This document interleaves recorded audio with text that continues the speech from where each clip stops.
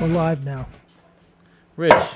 Well, welcome everybody. This is our third broadcast of our podcast series. And just want to say hello, and we're just going to start getting into what we're talking about today. We don't need any more introductions. Well, you guys know who we are. You're going to have to do it. Again? Yeah.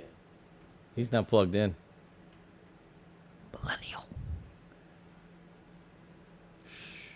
Don't get him riled up. All right, we're going to start now. Rich is back from camping. Take two. This How are the is levels? We got good levels? yeah. Oh, I well, think we so. always got good levels. I see the green stuff. I don't see any red.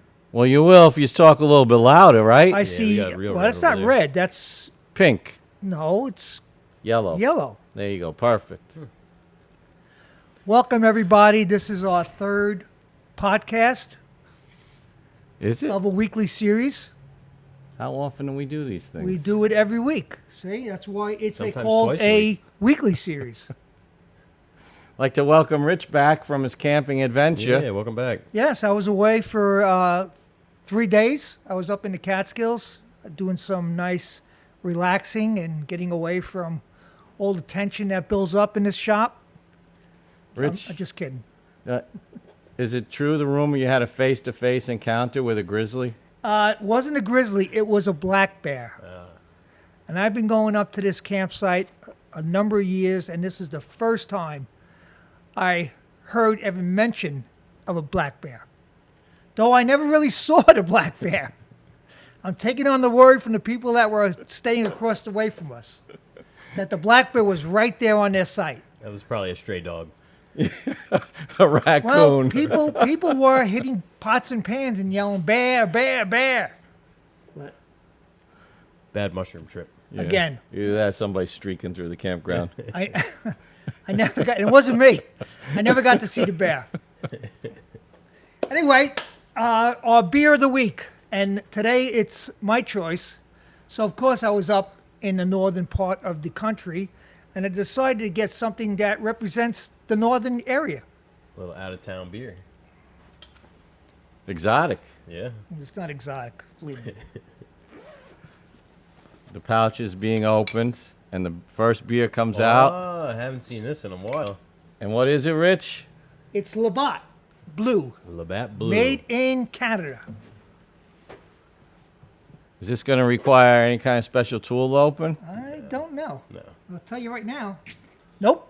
It opens up with a twist off. I've seen some people on Molson XXX do some pretty crazy stuff. Another Canadian beer. Cheers, Ricardo. Cheers. Cheers. Chin down. A Canadian Pilsner, right on the label. Yes, it is. instructs us. Yeah. A Pilsener. Is that how they say it up there? Quite refreshing. Got a little kick bad. to it. Imported. Better than what I was expecting. Now What'd you that's think? a ringing endorsement. It's not as bad as I was expecting. No, it's pretty good. I was going to get some Utica Club, but I couldn't find it in bottles or cans up there. But there's That so, just makes me think of like club soda. well, it is kind of like a Coors Light and a Budweiser. That's exactly what it's like. It's just like a Coors Light and Budweiser. Because they didn't have Coors Light up there, and they had Bud Light, and I didn't want Bud Light. Yeah. So I had Thank the you. Utica. Thank Well, you. it's for weird. You know, the Grolsch said the same thing. Pilsner spelled Pilsner. Pilsener. that. Yeah. Pilsner. But on, everything I've seen from the U.S., it's spelled Pilsner. SNER, yeah. We're a little bit more economical with our words. Less yeah. letters. We get confused very easily. Yeah. Exactly. It's that public education system. Oh, Well, the third part of our story here, or the part of our podcast, is the woodworking backstory. And today it's Jeff's turn to tell everybody about his journey to this great organization. yeah. Yeah, we're going to have to find something to fill this time, I guess, in the coming weeks. Cause Yes. we're all out of backstory. So, Front story. yeah. I guess I have to start prior to woodworking. I started working in restaurants, as soon as I could. I guess I was maybe 13. Started out as a busboy and a waiter and moved on to, doing some management type stuff. So I'm working in a restaurant in 2012 when Hurricane Sandy hits. We're here in Monmouth County, New Jersey, so Hurricane Sandy, it wiped out a lot. Yeah. And actually, it's 8 years in about 4 weeks, maybe 3 weeks. And a lot of the areas are still recovering. Yeah, there are still houses yet to be raised, or they never got the insurance money or, any of that sort of federal lending to raise their homes, and they wound up having to abandon them because they couldn't get insurance. Yeah. Yeah, towns like Highlands, where I was living and working. I mean, I haven't been down there in, I don't know, maybe a year, but the town still wasn't the same going back, 2 years ago. Anyway, so the restaurant I'm working at, got hit by Sandy, very hard. My house had 7 feet of water, lost my house, my car, and now my job because this restaurant's completely destroyed. So it's not going to be open for God knows how long. So I get a call. This is actually, I want to say the day after Thanksgiving. Sandy happened at the end of October, so we're now a couple weeks later. I'm in a new apartment, and I get a call. It's from my boss from the restaurant, Mark. He says, yeah, I got a call from one of the clients. He started working with this contractor, just to pick up some part-time work. And he wanted to know if anybody, from the restaurant was interested because we know you're going to be out of work for a while. So I said, yeah, I have nothing else going for me right now. My whole life has been sort of turned upside down. So I go and I start working with this guy. We're doing tear outs of sheetrock, patching sheetrock. Basically, we're doing repairs for the storm. I did a little bit of trim work, framing, all that good stuff. So after a while, I worked for this guy for about a year, and the work kind of dries up. I go back to bartending for a little bit. Then I get a job with this custom builder over in Little Silver, which is, where I happen to meet these guys. So I worked for this guy, Paul, for 6 years as the lead finish carpenter, basically, I wouldn't say running the job, but, working directly with the project manager throughout the whole finish aspect of every job. How long were you with Paul before you met us at Dockin? Well, I met you guys in 2016, and I left in, it's 2020. We've been here for a year. I was at Tom's for Who? must have been 18 months before that. So it had to be a good 3-4 years. It was towards the tail end, so probably 4 years, 5 years. Time It was flies. right before I got married. Yeah. We got married in October 2016, and it was right before that you guys were. You realize you were pointing to Rob when you said we got married. Yeah. It's my Not father. that there's anything wrong with that. Rob has been mistaken for my father on more than one. Once on Instagram, once at the t-shirt That's store true. here. We're 3 generations strong Yeah, here. yeah. 4 if you count my son. That's right. So Wait a second, that anyway, makes me the oldest. You are the oldest. we happen to sit in this order somehow. So yeah, working in a house in Atlantic Highlands. Meet these guys. I think I met Rob first. He came in to measure for the mantle or something. Yeah. We struck up a conversation talking, Rob gave me his story about working in San Francisco, and we started to riff because we had both worked in restaurants. And the music was on. It was Yeah, nice. yeah. Yeah. Then Rich came in as the kitchen installer, when the kitchen cabinets showed up, and Rob came back in to help Rich. And after that, I didn't see these guys for, a year and a half, 2 years. I'm working at a house down in Seagirt. I get a call, said, oh yeah, I ran into Tom. He's looking for an installer. So I knew Tom. We butt heads, the minute that we met. I was at the job early one morning. We would put polyurethane down on the floor before the cabinets came because, we used unfinished hardwood. So the floors would get sanded, finished. This way, if any water got underneath of the cabinets, it was protected. So he comes in immediately. He's busting my balls about, what are you doing? Blah, blah, blah. Meanwhile, this is 7 o'clock in the morning. So I'm there well early. He's saying, why do you don't have to do this? So anyway, he just rubbed me the wrong way. Oh, no, not Tom. Yeah. He usually starts unplugging your things too. That's another one of his characteristics. He turned my radio down a couple times, and Oh, he was famous for that. All the other job sites. Oh, he didn't. He I've always heard some stories. turning people's radios off. I've heard stories about guys having bad reactions to that. Yeah. Which rightfully so. You don't touch another Stuff. tradesman's tools Yeah. or anything on a job without asking. So I get this call. I go in. I'm a little stuck in a rut where I'm at. Sort of hit the pay ceiling first of all, and the skill. I felt like I wanted to learn more. I wanted to do more, and I kind of had done everything that I could have. All The types of custom creativity trim. ceiling. Yeah. So I go, I interview, and I end up taking the position that Rich held prior to that. So Rich had left. Yes, With because the of my fat wife's fat pension, I left. So I take over as the installer and, working in the shop when there's no installs going on. And I was on sabbatical at that time. yeah, Rob was working on That kitchen. that cherry and maple kitchen. And I still remember Lou, because I wasn't sure if I was going to go back. I mean, Lou. This other guy called me, and he said, "Oh, you're going to love the new guy." I remember asking Yeah. because I knew who Rich was because the whole situation was explained to me about him leaving to go. I'm sure it was a really true story. Oh yeah, I'm sure there was zero actual facts there, but so I knew where Rich was, and I asked. I said, "Oh, where's that guy?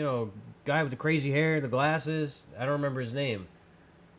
And I think they may have said something about you coming back. Yeah.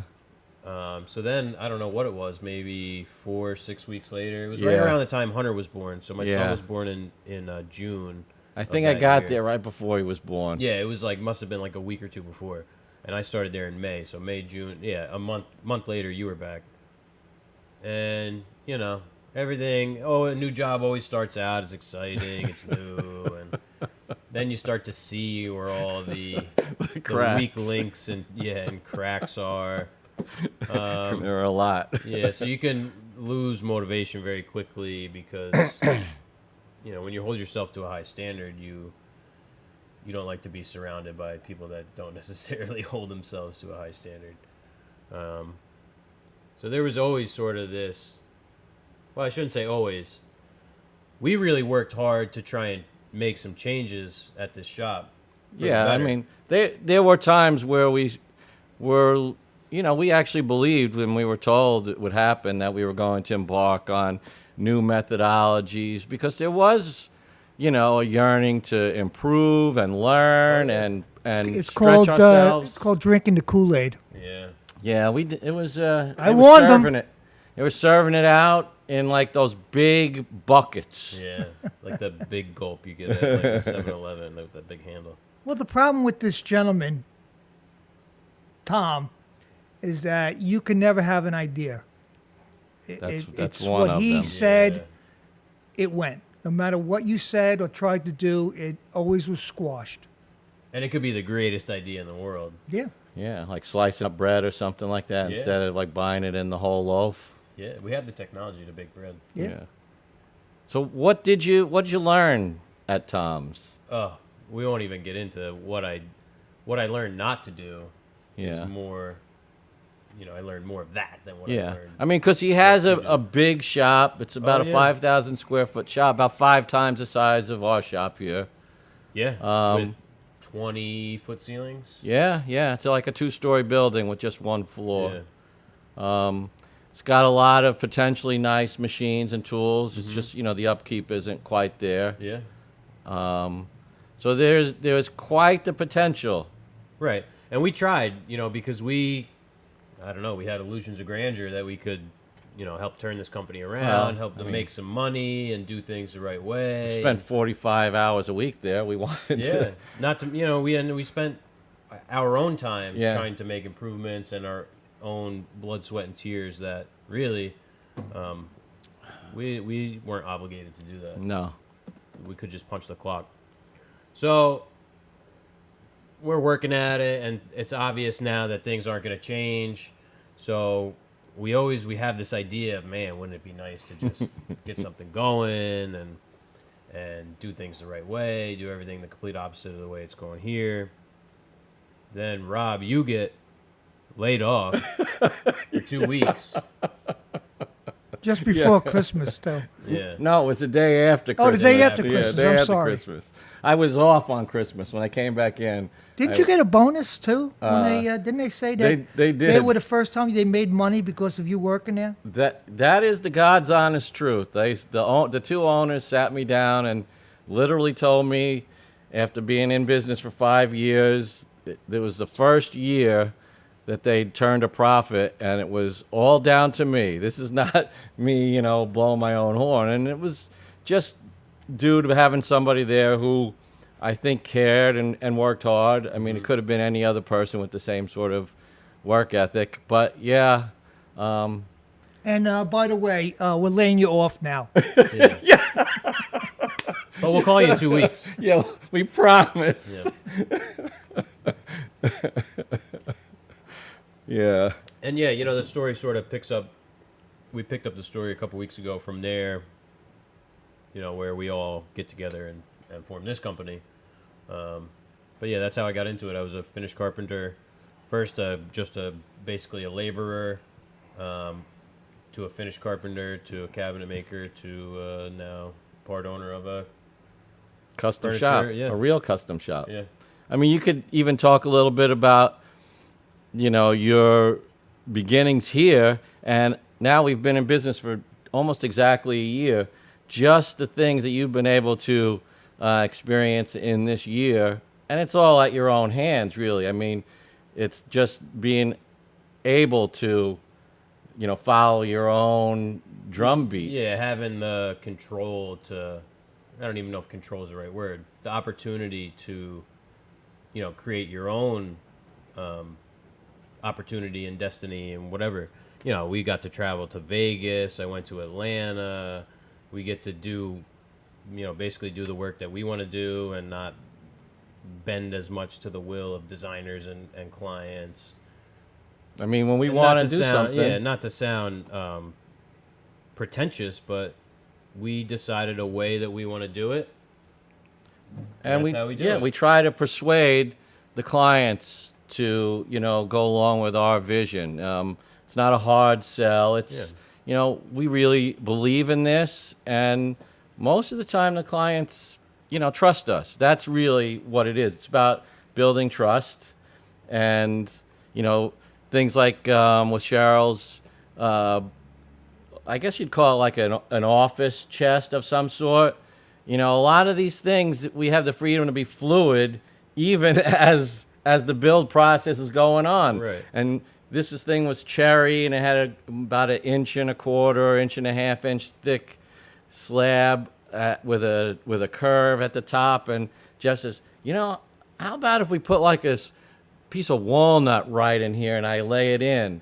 And we go, oh, yeah, that would look good. And so we spent the time and built up those skills. This is how we grow here and push ourselves. And it's never a baseless argument. We're not doing this to pat ourselves on the back. No. Or it's because there's a real reason why we want to do things a certain way. Yeah. It's not just for our own selfish desires. Yeah, no, we're not the greatest thing to ever happen or anything like that. We're No, three no. guys. Yeah, and we're always learning and getting better and finding out, oh, man, we've been doing this a way that's not... Three guys from Italy. With, Yeah. all different ethnic That's backgrounds. right. We can't even trace mine. It's Exactly. That's another story Ever changing. down the road. In That could be fact, about a 6-hour... There's going to be another story down the road about this table job that we're looking at right now. But again, I don't want to say anything. I don't want to mention anything about These this. things have to have a little space in between. Yes, but it's pretty interesting. It's like, it's like any sort of small business. The characters you encounter and the little things that happen. Just day to day. There's always something to kind of amuse us here.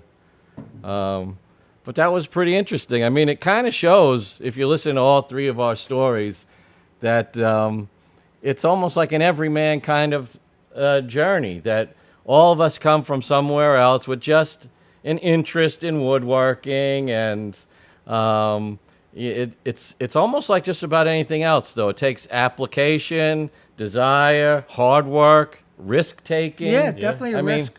Definitely a risk. a lot of things are all in common for all of us. So it's possible for others, if you're listening, take the leap. Yeah. Take the leap. I've said it to you guys before. I've operated since the beginning under fear. That's right. You just have this fear in the pit of your stomach that you're going to get found out, that you don't know as much as either people think you know, or that you make it seem that you know. So I always... What are you saying there, Jeff? I would go home at the end of the day, as a finish carpenter, and watch videos and read, and always trying to get better, because I felt like I was going to get found out. And they're going to say, this guy's been doing this for 6 months. He doesn't know shit. Well, Rich and I, as the old timers here, I know I can speak for him when I say that Jeff is a very adept learner. Yes. Really motivated. In fact, we turn to him all the time, especially if it's something that we don't have any experience in, because he's going to learn it first and fastest. And this way, I don't have to do it. And if I mess up, you can blame it on me. Yeah. That's usually, that's a general shop rule. If you're not present when something goes wrong, it is your fault. Exactly. Yeah. I'm sure I was guilty of something Many these things the last few days. last 2 days, because I wasn't here. You could just visit the shop and get blamed for something. That's right. Weeks later. Or even months. We had an intern here for a month or two, and she's still being blamed for things.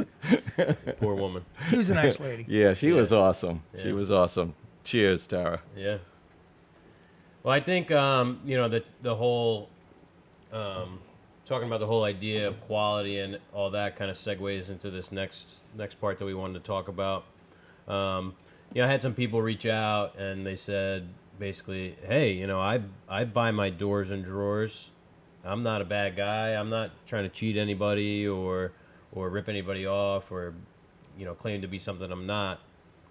So I figured we could talk about that and sort of clarify what we were getting at, because no, of course not. If you're just a guy that has, it's you and a couple other people, or even just you, and you can't make your own doors because you can't sell jobs for that price, or take the time to do it, well, that's one thing. What we were getting at is these big companies, these companies that are doing $1,500,000 kitchens a year. It's not right for them to buy the doors and the drawers. And because claim they're selling it as something else. Yeah, that's really it. We take umbrage at being, lumped in with a company that has a shiny coat of paint on, their door and says this is a totally custom piece of work, because we have to compete against those companies, and the client wants to know, why is it so much more expensive?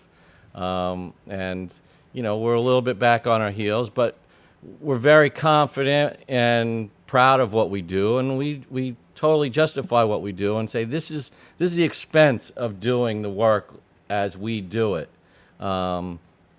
And here are the physical differences and the intrinsic and ephemeral differences in our piece, if you will.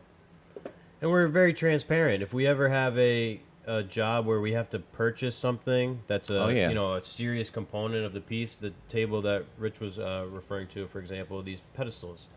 Well, if we're not making it, we're going to tell you that we're not making it. We're going to say it's Right. coming from these people. We're going to stand behind the people that we're buying it from, because that's just the right thing to Yeah. do. That, in fact, when we present our proposals, it's a full spreadsheet of material breakdown, but also we write up what we're going to build, and the list. It's easier to have the list of exclusions say, we do everything if the job's walnut. Everything's made out of walnut, FAS, 5/4 gray matched, et cetera, except these three things. Yes. And if it's a bought item, we name it. We, Yeah, like the slides and it's all the hardware, sure. because we don't make our own. Well, no, you did make your own hardware for that job for Anand. Yeah, the in, bedroom Yeah. set. Oh yeah, the yeah, bedroom set. Yeah. yeah. We did. Those are very green and green.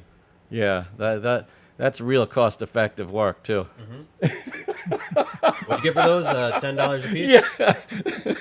Yeah, an hour each. You know, just sanding the little marks out. That was just making them, not Yeah. designing them. And Right. But that's what you get if you're a good customer of ours, a client. You add that because you want to. I suggested that. I fully know what's going to go into it. yeah, But and you didn't say, I'm gonna need $250 a piece for those. right. Because he appreciates it and he Yeah. cherishes it, and I loved making them. Yeah, Yeah. and it looks that much better. Right. Yeah. So yeah, all you guys out there that didn't understand that whole concept with buying versus making doors, it wasn't a put down No. to you small guys out there. I know there's definitely for saving money, it's easier to buy doors and buy the drawer box and all that. But then tell the customer that's what you're doing. Yeah, especially if you're doing raised panel doors and stuff like that. See, we make the choice to not really. We haven't built any yet. Raised panel doors, because Probably won't. it's not in our wheelhouse. No. So we stick to what we can do efficiently and the best way. We typically do don't that. do any turnings or anything like No. that. No, we build flat panel doors, maybe with some applied moldings or something like that. But we won't. It doesn't fit our aesthetic, but we try and do what we can do ourselves because we like to do it all ourselves. Yeah. So, thanks for calling us out on that. No offense at all. And let's move on to the next topic. Okay, you know what the next topic is? Tool of the week. Oh, And guess whose turn it is? Me. Now, what do you define as a tool in the shop? Tom? Something that you, Tom. that's what do you call colloquial? It's not just a piece of machinery or a plane or a ruler, or tape measure, Saw. a saw. I define this, and my pick this week is basically a very simple tool, which is very indispensable to us, and that is the mechanical pencil. Thank you. 2 cheers for the mechanical pencil. Oh yeah. Now, I love to have the mechanical pencil. And Cass, if you saw last week's podcast, I had 4 of them in my Calavera tool apron. So it's just easy to just grab one. If that doesn't work, I grab the other one. But I like to have that feel of those extra pencils in there, so in case I'm missing something, I don't lose out. But How deep That didn't down make into any the sense. 4 have you gotten? Have you gotten down to the last? I'm pretty sure I have. I'm pretty sure I've touched all 4. Probably on a job site though, not so much in the shop. True. But I started out with, this was the last pencil I bought, and this is a Pentel Graphite. Yep. Is that right? You gotta get those- 9 millimeter. I don't use the 7. I don't use the 5. Is it 5? Yeah. They're 5. too soft, and the tips keep breaking. But this is perfect. If your tip breaks, you just press it a couple of times, and you're back to writing again. And it leaves a nice small line. The one before that was the one I used to get at Staples, which is the same. It's a Pentel 9 millimeter, but this is like Yeah, they call it a This is- Pentel Sharp. this one's the lower end model. This one was pretty pricey, wasn't it? I think No, well, They're like Eh, $10. it wasn't, you know what, it it was was- like $7-8 probably. it was well worth it. And Yeah. that's what I consider a valuable tool to the shop, because everybody uses a pencil. People use those carpenter pencils, which are a pain in the rear end. Not here. Even the regular pencil, number 2 pencil, number 2 pencil, you have to sharpen it all the time. This, at least, always has a point, or somewhat of a point that you can always write and make your marks with. Mm-hmm. But that's my tool of the week. Yeah. Well, we all use mechanical pencils. We're all equally crazy Yeah. about our choices too. Yeah, I use the Pentel Sharp. I started out with that too. I moved on to the Graph Gear 500, it's called, which is really similar to that Graphlit. So it's this got is like not. I thought this was the highest end. Oh, no. Well, I don't know in terms of Pentel what is, but I mean, Rob's got like $30 pencils. Yeah, there's another. There's a day worth of looking on the web for pencils. Yeah. One is lost somewhere. Yeah. Yes. Yes, Nobody my knows little Italian. Well, so yeah, I prefer the aluminum bodied Rotring. It's a German-made pencil, and I actually go with a 2mm lead that requires an additional fine point get put on it. Goes back to my drafting days, and that's why I prefer that style of lead. And it's not the incremental advance, but it has the little clasp jaws at the bottom. Yeah, so it just flies out when you press the button. Well, it all figure it depends out. on your technique, because when you're used to using those, you let it fall to, you Yes. touch where it's going to go Yeah, to. yeah. And so I have that, and I also have a similar pencil that has a colored lead in it. Right now, it's got red lead. And I did have an Italian-made pencil that, unbeknownst to me, the word notebook meant, yes, it was a tiny pencil. So I took quite a bit of ribbing over my notebook pencil. I grown accustomed to it, Yeah. and then I lost it, which, sometimes around here, if it gets lost, you don't know. if it Allegedly, it was lost.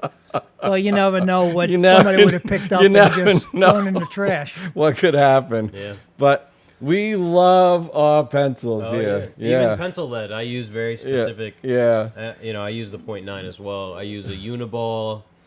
It's a HB hardness. The packaging is 100% in Japanese. There's not a stitch of English on We it. could probably have a whole show. Yeah, Nano Dia. It's called. It's supposed to be diamond infused. Yeah. Or something. I mean, We all use the Japanese lead because it is the best. Oh, yeah. Yeah. and I keep a Graphlit like that with I have some white lead here. Yeah. So this is for sewing. Called Sew Line.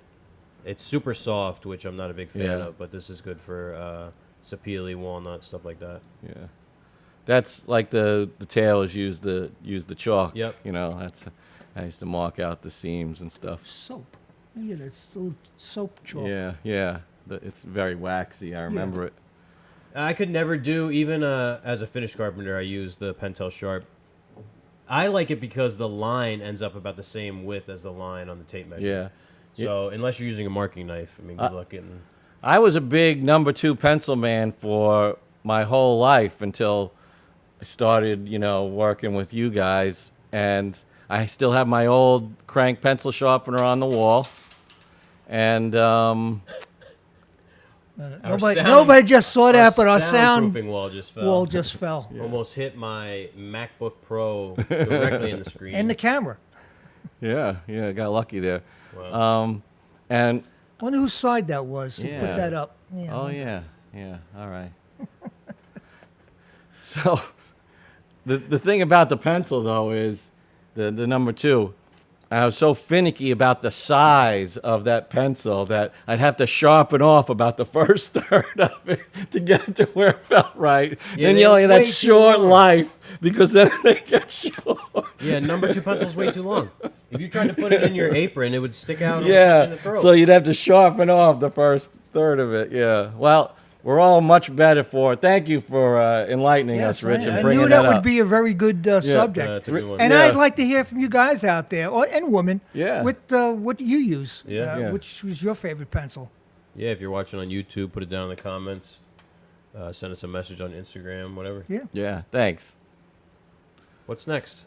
Topic of the week. Okay, yeah. Okay, the topic of the week. Hand tools versus power tools. Now, how does this come into play? Well, let's say you're sitting at your bench and you have a choice of using a hand tool or a power tool that'll do basically the same job. What do you pick up first? Yeah, or why would you pick up a hand tool as opposed to a power tool? I mean, the power tool, right off the bat, seems like it's the easy choice. Yes, I mean- but the only drawback to that is the setup. With a hand tool, you basically it's already set up for you, like your planes and all that. So if you wanted to knock an edge down, all you just got to do is run your plane through it. The same thing if you're using a smoothing plane. See, I got that. You instead of using a handheld electric planer, it's just so much easier. Yeah, we don't really use that. That's more like No, a but job that's site to me. tool. It's either, Yeah. it's the laziness of me going to get the electric tool if I got the hand tool right then and there in front of me. So that's going to be your driving Yeah, force. that's my driving force. Instead of me walking laziness. across the shop to get that tool, if I have the hand tool there, that's what I'm going with. Yeah. What about you, Jeff? Well, I'd say my the most frequent example of this for me is cleaning up edges on something that's been ripped on the table saw. You're a big planer. Yeah, I use the smoothing plane to just, couple 3, 4, even less if, depends on what blade you have in, to clean up an edge because sanding an edge sucks. Yeah. You have to hold it up or clamp it in a certain way. And then you got to worry about that one little splinter. Yeah, It just happens to find the spot on the sandpaper when you're breaking the edge, and then that little piece just pops up. Yeah, or when you're sanding the flat, it'll rip the paper. Yeah. And you only have a 1-inch wide or a 3/4 inch wide reference surface to reference the sander on, which makes it very difficult to keep square. So if you have a good bench and a good work holding system, you can just clamp it up, a couple swipes with the plane, and you're good to go. It's good for doors. Yeah. Like when we rip stock for doors, we'll put a dado in it, and then I like to clean them up with the plane to get either the joiner marks or the saw marks off. So what would you say is the biggest factor in why you would choose a hand tool? Well, the ease of use, because using a sander is so cumbersome on a narrow piece of stock So you like say that. it's actually when it's the better option. Yeah, and a pass with a smoothing plane is going to leave you with whatever we'll call it 1,000 grit sandpaper finish. When in reality, it's probably higher than that, but versus having to work to get saw marks out specifically, you're going to have to start at 100 grit and then go all the way up to 220 or whatever you're finished sanding, 320. The other thing is the noise. I don't want to stand there with a loud sander in my hand for 20 minutes. I'd like to be over here in the corner with a smoothing plane and do it that way. Yeah. That's number one for me. A lot of times you're here in the shop and it's not just you, it's you and 2 other guys. So even if you're doing something contemplative or what have you, there might be the jointer, a planer, anything going at any given time. So the shop could be pretty noisy. And even with, if you put on ear protection, then you kind of feel like you got this muffled thing going on. You just want to let your ears out to breathe. And you can really get in a zone with a hand tool that you can't do with repetitive stuff on a machine. And that's what I enjoy as well.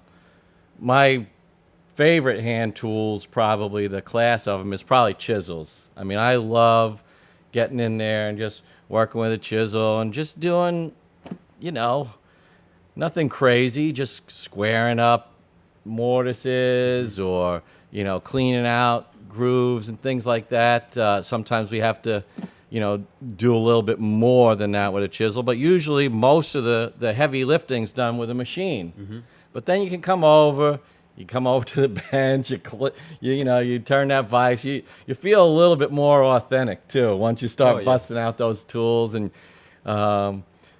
we have, a lot of nice hand tools. It's nice to get to use them. That's the other part. We get to use our stuff, which is part of the joy of doing the woodworking. Yeah. Right?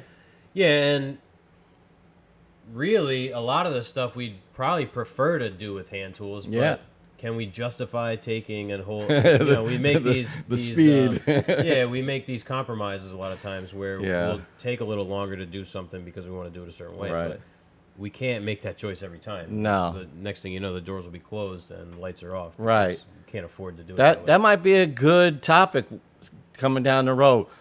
Because we can sound all haughty and high and mighty with our ideals and how we build and do this.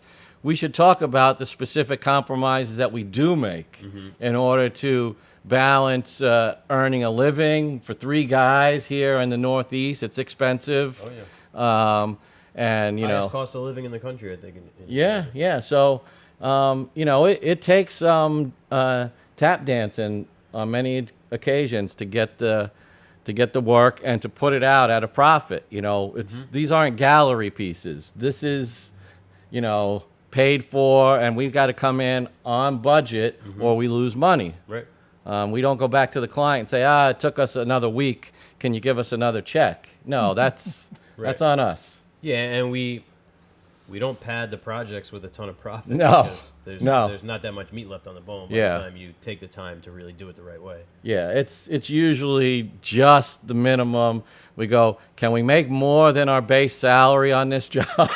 Can we get another $100 each? Sometimes.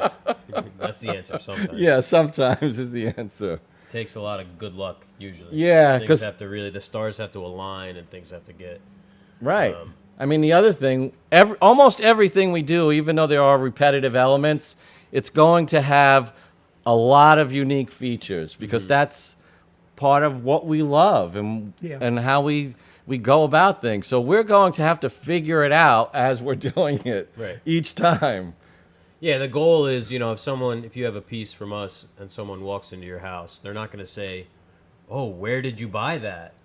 They're going to say, "Who built you that?" Yeah, where'd you get that? Because it's going to be clear that it didn't get bought at a store. Right. Yeah. And that's hopefully our next job. That's how we stay in business. Yeah. All right. Is that it? Yeah, Again, that's it for that. Urge people to write in because we love hearing from people. Yeah.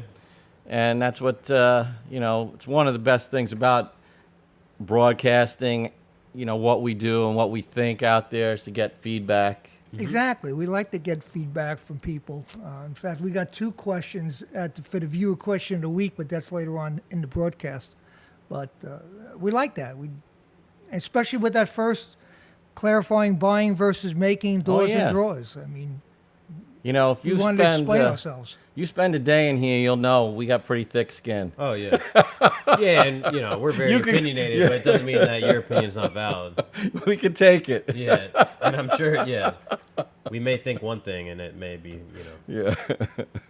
So what we got next? Is it? It's time for Rob's Petty Gripe of the Week. All right. I can't wait to hear what this one is. Well, listen, it's the 23rd as we're filming this. Do you say filming or do you say taping nowadays? Anyway. Yeah, I don't know. Recording. We're recording. So, and yesterday was the last day of summer. Ooh. Well, hooray! Today's petty gripe Sweet. for the week is it's actually an anti-gripe because summer is my least favorite season. And here in the Northeast, there's plenty of reasons not to like summer. Mosquitoes, 90 degrees with 95% humidity, trapped in the air conditioning. We're blessed because our shop is small enough that we can air condition the entire place. Yep, and heat. Yeah, and heat, yes, and so it keeps the wood dry. I remember the years where I didn't have it, and Keeps us dry. Yeah, there were weeks where I'd have to stop working because you couldn't build inset, doors and drawers and little cabinets and things. And I had a hard time compensating for all the swelling. And then also, you go into a nice climate-controlled house, everything shrinks. Yep. But I digress. The streets are packed. Oh, yeah, because we live on the shore. Yeah, locally are referred to as Bennies. Yeah. Bayonne, Elizabeth, Newark, New York, which you guys are kind of guilty of. Yeah. Well, I never came out here when I didn't live here. Of that demographic. Yeah. No, I did. Yeah. And I'm here now 18 years, so I'm a native. Born, A lot of transplants around here. Yeah, yeah. Born in Brooklyn, live here in the same spot now for 18 years. So my anti-gripe is hello, fall. My favorite season. And again, here in the Northeast, it makes a difference. I lived in California for about 10, 12 years. It's not the same. It's just not the same. And I lived in Northern California. So I had access to Sonoma and Napa and all those places where I worked in San Francisco. And we did a lot of work in wine country. It's great. It cools off. You got your sweatshirt on in the morning. We sat outside for lunch. It's glorious. It's really. It gets really dry all of a sudden. Fall in the Northeast is the best it can be, really. Yeah. This time of year too, and a little bit sooner than now, but like all of September basically is kind of referred to as like local summer. That's when all the local people get to actually enjoy summer because right. They all had to go home. They went home. The weather got better. Today was great. It was sunny and the sun is nice and warm, but it's cool enough outside to sit outside. So, plus it gives us a chance to, we'd like to have a barbecue. Not really a barbecue, but we usually break early on Fridays and we just sit outside. We have a fire pit out there, and we get to sit and we get to talk about what went on during the week and what our expectations are for next week. Mm-hmm. But I love the fall. I love Halloween. It's one of my favorite. It's not really a holiday, but I just love this time of year. Yeah, you can get the Indian summer that drags on, but once you get to this level, you can shut the air conditioners off in the house, open up your windows, and it's just enjoyable. It's just enjoyable. Yeah. I love it. Yeah. You'll get some people to argue that Halloween is a holiday. Yeah. My wife being one of them. It's already started in my house. When I was up in the Catskills, their people had Halloween decorations out already. Too soon. Yeah, that's what I'm too soon. So tell us, Halloween decorations now? Too soon? Too soon? Or not too soon? Or too soon. Yeah, it's not even October. Yeah, I'm on the too soon. No, you know why? It also could be because of this whole pandemic thing. People just want to do something. Yeah. Yeah. I mean, I got a call from some relative of mine wanted to know what the best wood for making tombstones was for the outside of the house. Was that like a surreptitious request for you to cut some wood for them? No. In fact, I said to him, just get World's most expensive tombstones. Get a piece of plywood and make them out of that. And you could seal the ends and all that because you're not going to get a piece of wood, glue it up just to make a tombstone. It'll look like a cowboy tombstone if it splits. Exactly. Yeah. Exactly. Thinking Wengi probably has the right color for that. He was asking me what would last out in the weather. And what I'm thinking, well, teak. But you want to make a tombstone that's about $100? I don't think so. That's if he did it himself. If you did it, no, that's true, and it would cost him nothing. I didn't want to do it anyway, so I have enough favors I'm trying to catch up on. That's right. That's true. And the next time I'll mention the one that's going to be going out the door soon. Yeah, so. we always know because the phone rings. We hear Rich talking on the phone. We know it's usually one of his kids, and they're adults, But you could hear how the conversation's going. It's one got, whiff of the another one getting something or, getting a favor from dad. Rich is very generous with his time. And so that can come back to, haunt him a bit. He is. He's a good dad. Pop. Thank you. So it wasn't really a gripe. It was the anti-gripe. But it was a good subject. Because it's a beautiful fall. Breath of fresh air. Yeah, exactly. Yeah, I can't wait to open up the doors a little bit and open up the windows and get some regular. We no, we we're not we going to do never that. open up the doors and windows here, but we're afraid of humidity. Yeah, we had a guy come, Matt, who was picking up some scrap wood to burn in his fire pit. He said, "Man, I can't believe you guys don't have the windows and doors open. I'm like, I won't be able to sleep tonight. Yeah. If the windows and doors get opened. On some levels, we're quite spoiled. Come in and have a twisted board. True. Well, we spend a lot of time. I mean, we get the lumber in rough. We'll mill it down close. We sticker it again ourselves, and then we'll mill it, again. Milling meaning planing and jointing. Yeah.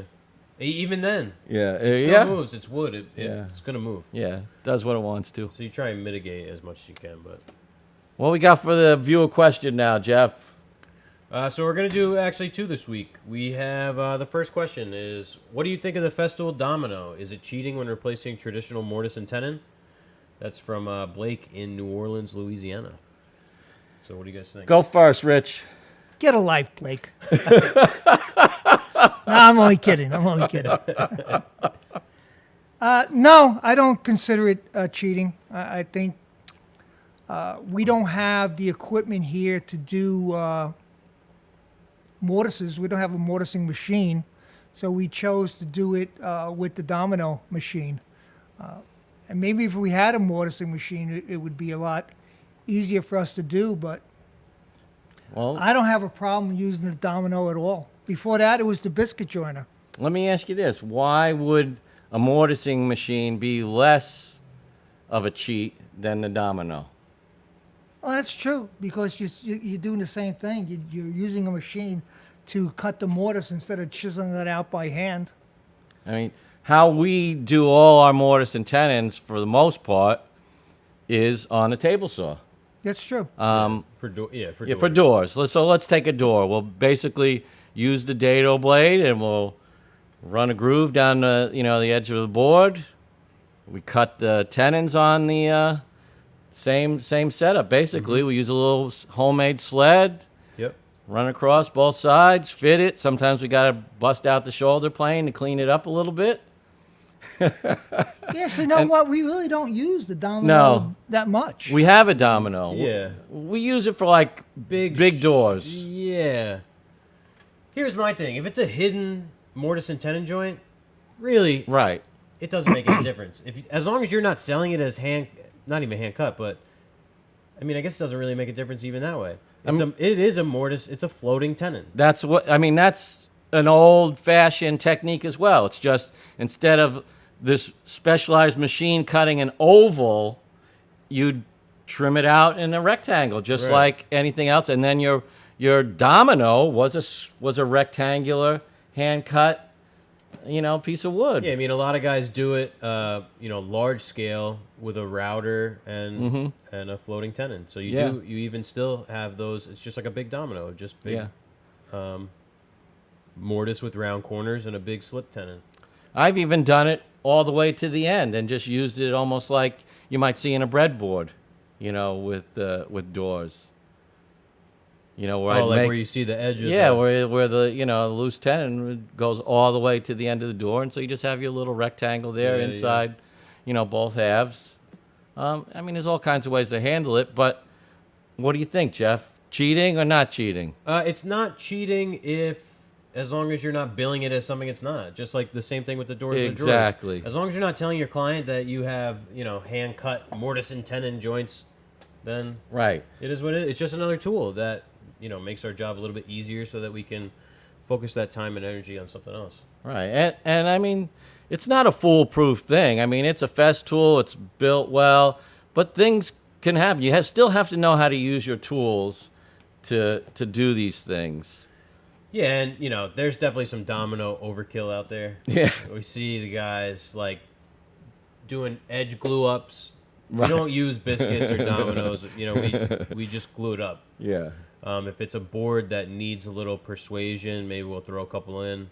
But for the most part, if you join it and plane it flat and true, then it goes together. just glues up. Easy.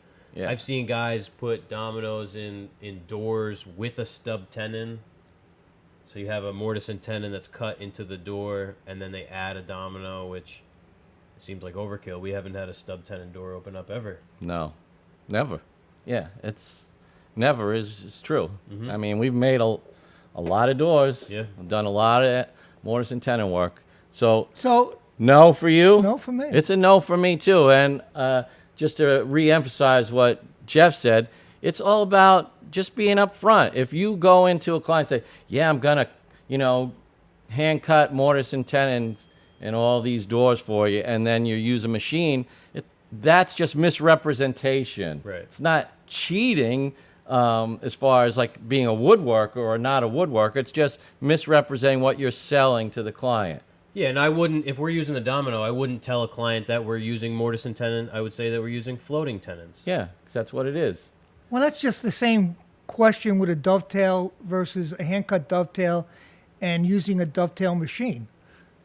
We use dovetail machine. We do hand-cut. Well, we have done hand-cut dovetails in the past. Well, we use But that we don't- Keller jig. But we don't advertise that these are hand-cut dovetails in all our drawer Yeah. boxes.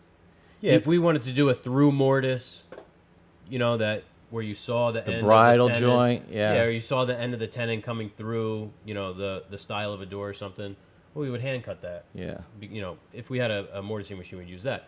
But if you want, very skinny pins, well, it's the same thing. You don't have any choice but to hand cut them. So. Right. So hoping that answers your question, Balake. Balake, what's his? No.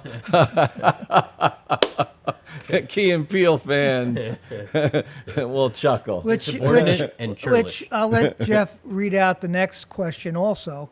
Yeah.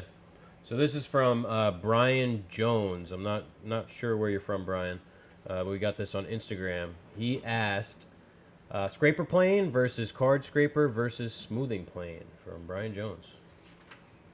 Never trust a guy with two first names. I didn't know Just Jones saying. was a first name. Yeah, Joan. No, Jones. Jones. That's a woman's name, Joan. Yeah. A lot of famous That's true. Brian Joneses. That's he put me down. I'm sorry. I apologize. There you You go. only have one first name. Brian Adams is more of a Yeah, double yeah, first there you name. go. So I know those of you who are just listening, you're not going to see this.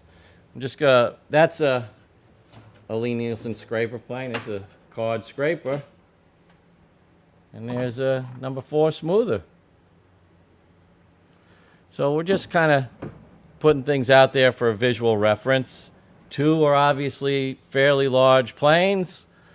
1 is a rectangular piece of metal. Yeah, that's a DFM made in Chicago. You want to go first this time, Jeff? Yeah.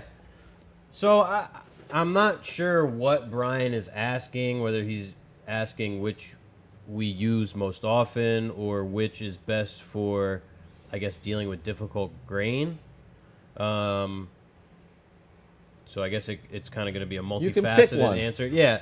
I mean, the thing I use the most, well, I don't know. I was going to say card scraper, but it's probably the smoother because Yeah. I use the smoother for, like I said before, cleaning up edges, sometimes breaking edges. If it's a long piece, a lot of times I'll use the smoother because it keeps contact with the piece one-handed a little better, because it's got all that weight out in front of it.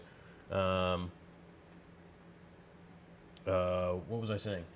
Well, you were just kind of going to you say smooth it. why you would use each Oh, yeah. tool and when. Yeah. To be honest, the scraper plane I haven't used. Need to set it up and use it. It's a nice looking tool. Yeah. Oh, yeah. Lee Nielsen makes nice stuff. I don't know if they're even making this scraper plane anymore. I think they're only making the smaller ones. But Yeah. so honestly, I haven't personally used that scraper plane.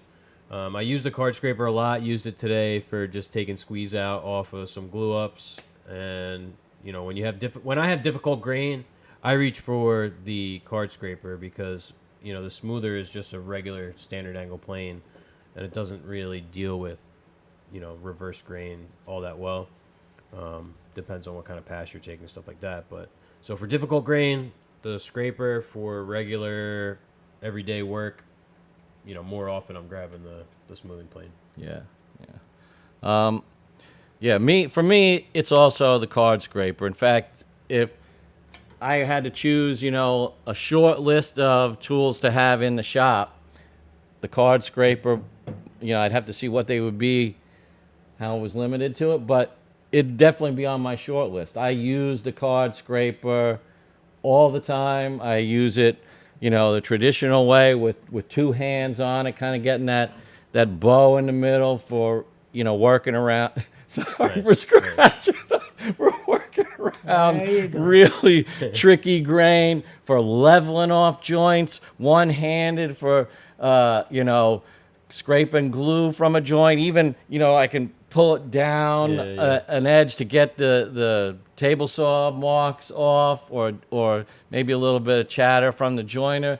I love the card scraper. I have 4 of them, and I like to just have them all tuned up and ready to go, because when I feel it's starting to get a little dull, I'll just toss it to the side and grab another one without having to tune it up. And it's so inexpensive for what it does too. I marvel at it for, this seeming.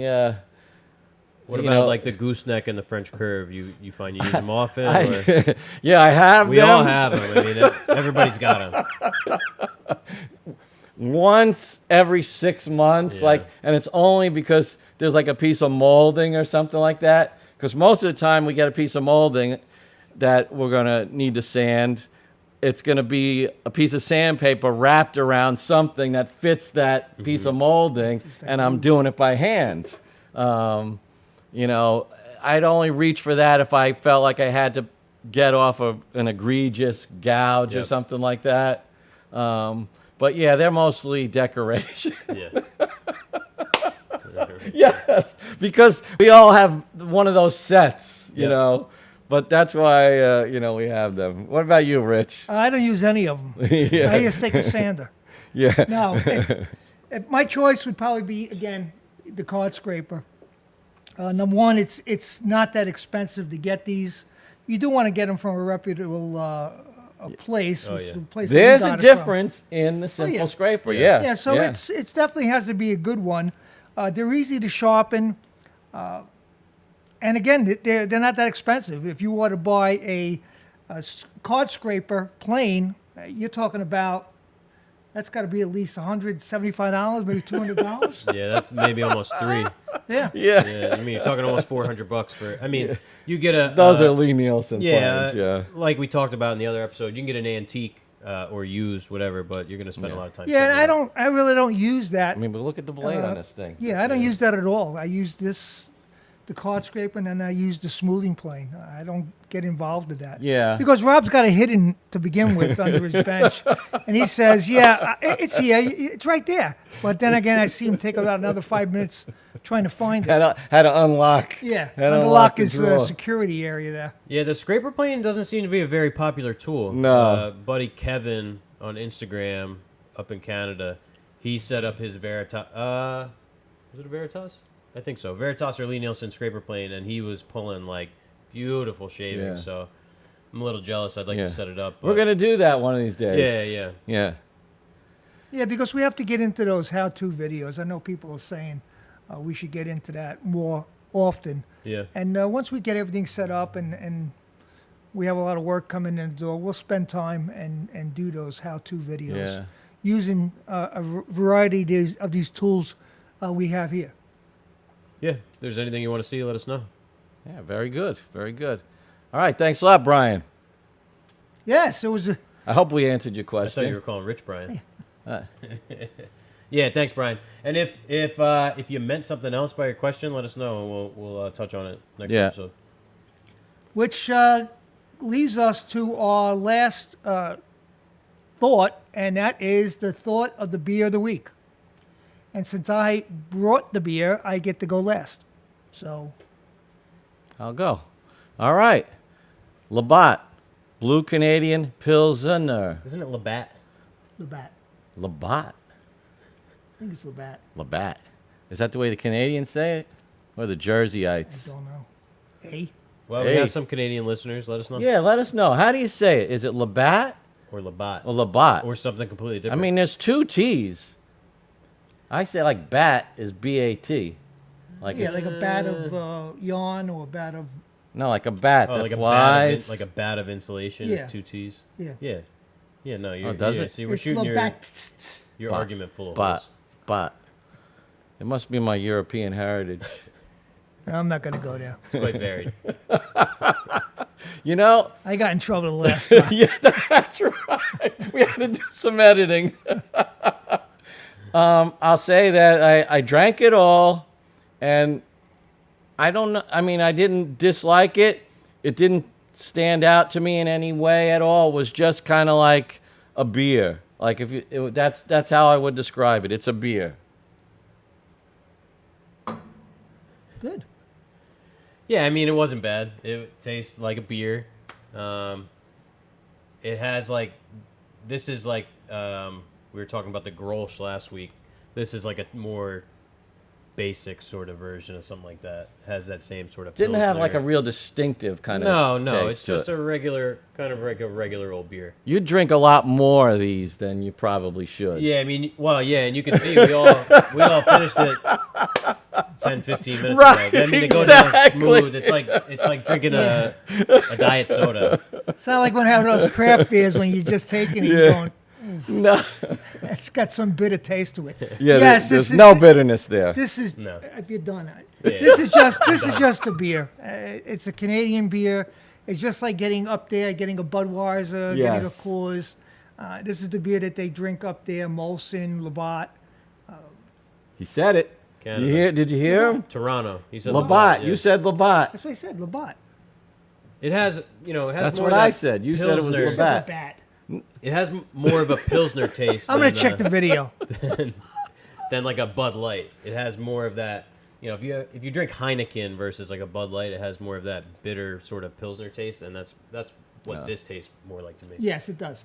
It has that little bit. I'm sure it's good on tap Oh, yeah. because anything you get in a can or a bottle, it just doesn't have the same taste as a tap beer. This is the It's kind you like to aristocrat. have, like super cold. Should we do that? Bring in a whole keg and test it out? We have to change it every week. How do you think out there? You think we should bring a whole keg in here? No, it's going to have to be one of those small kegs. Yeah, we can Like get a beer ball. We get a Yeah. fifth keg. Yeah. I wonder, we're going to have to contact Belford. Yeah, we have a brewery that's as the crow flies, probably about a half a mile from here, and they make great beer. We had their beer at my wedding. Hopefully, they're going to be a sponsor of us. Yeah. So, I keep asking. yeah, I think we have to develop a little bit more of a listener crew. Okay. Yeah, And so then A they'll little be- better rapport. And then they'll be fighting over us. Not a bad position to be in. Yeah, well, then we're going to get pick and choose. Should have told you to do it before. Yeah, get it on the ground level. Cheaper that way. yeah. So we're going to say goodbye? Yeah. Yeah, well, that's it for today. I hope everybody has a great day. Enjoy Yeah. the weather. Be that well we're out having. there. Yeah. Yep. And we'll see you again next week. Yep. All See right. you next week. Thanks for listening. Dun, We went exactly an hour. Again? Yeah. So we're within a minute of... 5 a.m. is what it is so